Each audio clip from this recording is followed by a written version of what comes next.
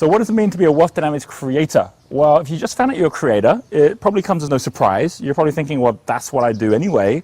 But the key thing to being a creator and knowing it is that you are now focused at what you say no to as opposed to what you say yes to. Because we always, as creators, come up with new stuff all the time. And I know, I'm a creator. And the biggest issue is the fact that we are not only coming up with way too much stuff that we're trying to execute, but that we're actually expecting other people to keep up, which is not necessarily what people either can do or want to do. So what happens when we find out we're a creator? The first thing is to know that it's what you say no to, which is more important than what you say yes to. To know that there's got to be a pace to the things that you actually start to execute. And most importantly, it's not your creations you need to have ownership on.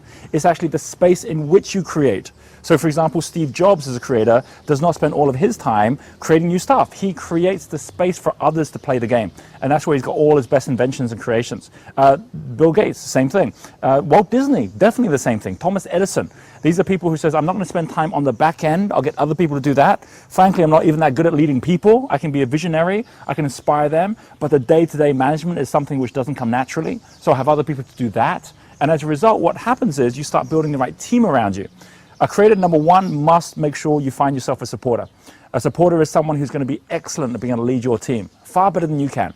And then number two, find someone who's an accumulator that actually takes care of the bottom corner where you have to make sure everything's anchored down. So they'll look after the detail, they'll look after the back end. That's in the most simplistic form. But of course, as you start creating new enterprises, the most important thing is to know what it is you stand for. And as a creator, if you've got a whole bunch of different things, look at someone like Richard Branson and see that he doesn't just start anything. He starts things that actually have something in common with his Virgin brand and his Virgin group of companies. That Bill Gates in his time as Microsoft would always make sure it fits in with Microsoft. So what do you stand for as the overall playground that you're actually creating?